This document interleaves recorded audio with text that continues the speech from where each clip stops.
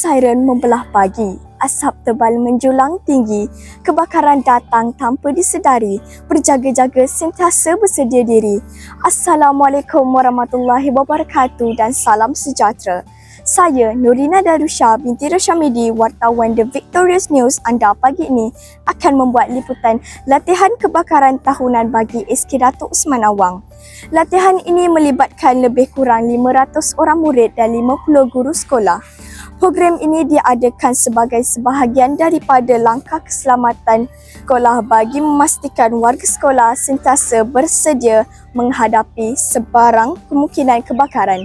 Mari kita saksikan.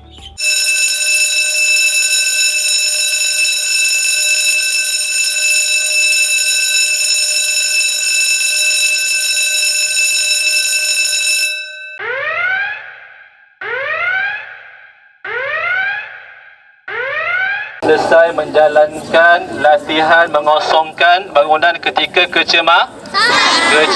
Semua cukup? Alhamdulillah. Cukup. Api kalau kecil dipanggil apa? Kawan. Kalau besar dia boleh dikatakan apa? Kawan. Alhamdulillah.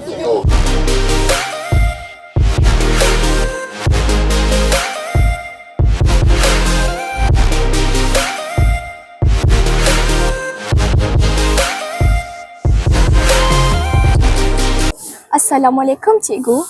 Cikgu merupakan guru penyelaras bagi latihan kebakaran SK Datuk Osman Awang.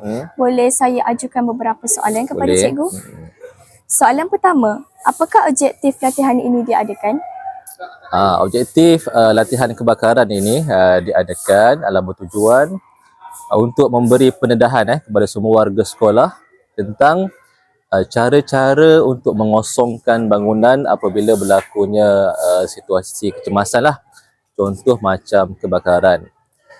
Jadi latihan ni penting supaya pertama sekali warga sekolah tak panik bila berlaku situasi sebenar. Maksudnya masing-masing guru, murid ataupun pentadbir tahu apa yang perlu dibuat bila berlaku kecemasan.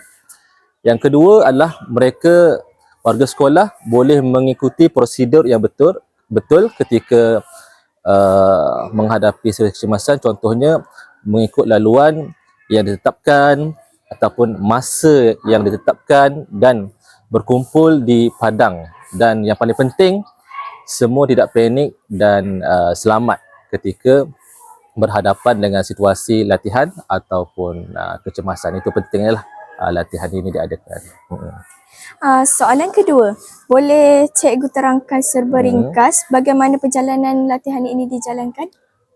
Perjalanan ni kami warga AJK keselamatan, pertama sekali kita akan buat taklimat dulu kepada semua warga sekolah, guru-guru, pentadbir, murid-murid tentang apakah kepentingan latihan ini, tujuan dia, objektif dia, dan kita akan terangkan laluan yang perlu diikuti oleh semua ketika berlakunya latihan ini.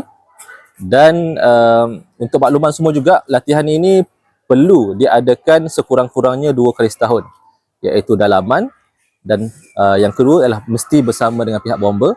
Sebab pihak bomba akan datang ke sekolah dan dia akan melihatlah perjalanan latihan ini. Lepas taklimat kita dah buat, kita akan buat pra-latihan secara dalaman dengan warga sekolah sahaja. Lepas itu, kita akan buat bersama dengan bomba untuk kali yang kedua. Okey, perjalanan dia macam mana latihan ini? Pertama sekali, loceng panjang akan dibunyikan. Bila loceng panjang dibunyikan, kita akan set masa lah. Sama ada bomba ataupun AJK akan setkan masa. Tengok daripada bangunan hingga ke tempat berkumpul, tempat selamat itu padang, kita nak paling kurang dia boleh sampai ke padang 5 minit lah. 5 minit dan ke bawah. Macam tu.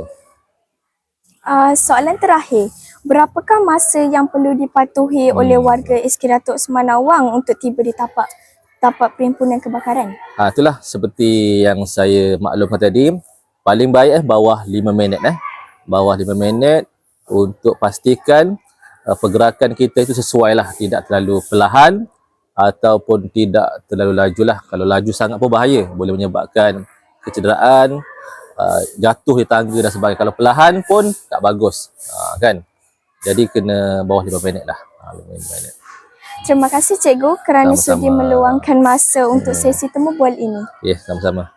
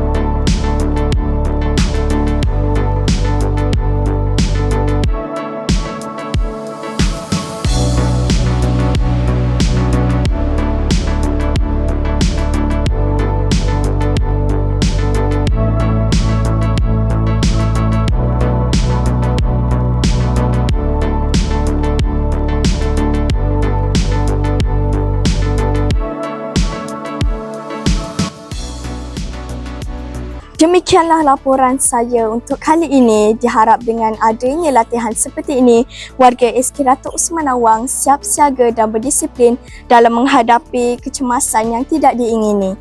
Sekian, saya Nurina Darusha binti Rashamidi melaporkan dari SK Datuk Osman Awang.